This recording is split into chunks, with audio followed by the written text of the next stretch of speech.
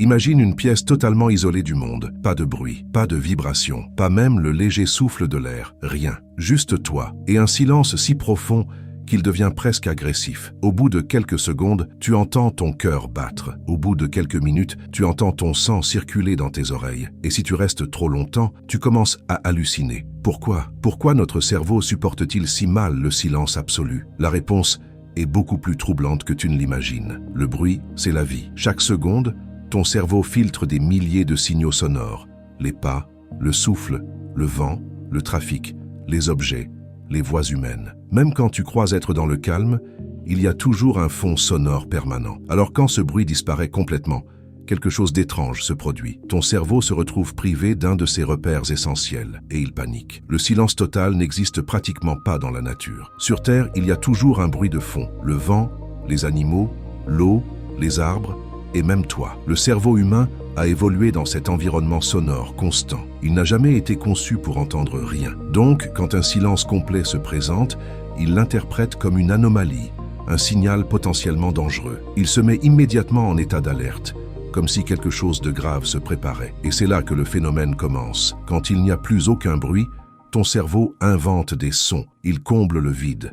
Il crée des bourdonnements, des sifflements, des pulsations, des craquements, ou même des battements internes. C'est un mécanisme automatique. L'oreille ne transmet plus rien, alors le cerveau remplit les blancs. C'est exactement comme un logiciel qui compense un pixel manquant pour que l'image paraisse complète. Le cerveau fait pareil, il refuse le vide sensoriel. Lorsque le silence devient total, le cerveau active aussi des zones liées au danger. Pendant des milliers d'années, dans la nature, quand les animaux se taisaient, ce n'était jamais un bon signe. Cela voulait dire qu'un prédateur approchait. Le silence soudain annonçait une menace. Nous avons hérité de ce réflexe primitif. Aujourd'hui encore, lorsqu'il n'y a plus aucun son, l'amygdale, le centre de la peur et de la vigilance, s'active automatiquement. Tu ressens de la tension, ton cœur accélère, tes muscles se contractent, tu passes en mode survie, même si tu n'en as pas conscience. Dans les chambres anéchoïques, ces salles conçues pour absorber 99,9% des sons. Les gens entendent des choses qu'ils n'ont jamais remarquées auparavant. Leur cœur, leur digestion,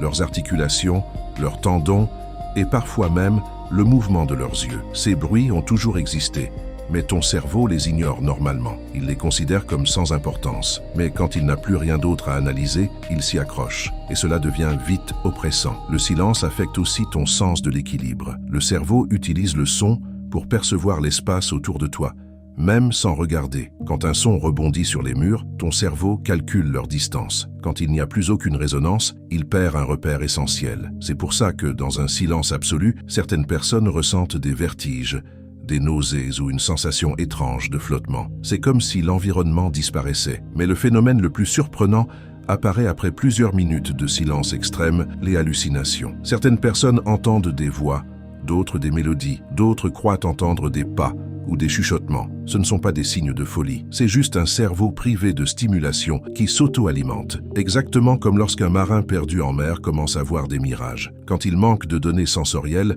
le cerveau fabrique sa propre réalité. On pourrait croire que le silence calme le cerveau, mais c'est l'inverse. Un silence léger apaise, oui, mais un silence absolu surcharge ton système nerveux. Le cerveau cherche désespérément un son, scanne tout, amplifie la moindre vibration interne.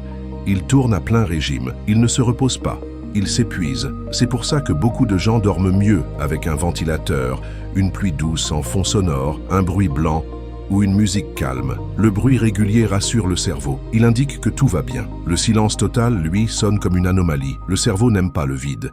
Il préfère la continuité. Il préfère un monde rempli de sons, même faibles, plutôt qu'un monde où rien n'existe. Et finalement, cette réaction étrange nous révèle quelque chose de profond. L'être humain n'a pas été conçu pour vivre hors du monde. Il a été façonné pour évoluer au milieu des vibrations, des voix, du vent, des mouvements, du vivant. Le silence complet n'est pas naturel pour nous. Il n'est pas apaisant. Il est perturbant. Dans un silence total, ton cerveau s'emballe, invente des bruits, amplifie les sons de ton corps, active ton instinct de survie, perturbe ton équilibre et finit, si tu restes assez longtemps, par créer des hallucinations sonores. Le silence absolu n'est pas un refuge. C'est un vide sensoriel que notre cerveau ne comprend pas. Et au fond, il nous rappelle une vérité simple. Ce qui nous rassure, ce n'est pas l'absence de bruit, mais la présence du monde autour de nous. Si tu veux comprendre d'autres mystères fascinants du monde qui t'entoure, abonne-toi maintenant. Ici, chaque vidéo répond à une question que tu t'es déjà posée et qui pourrait bien changer ta façon de voir le réel. À tout de suite dans la prochaine découverte.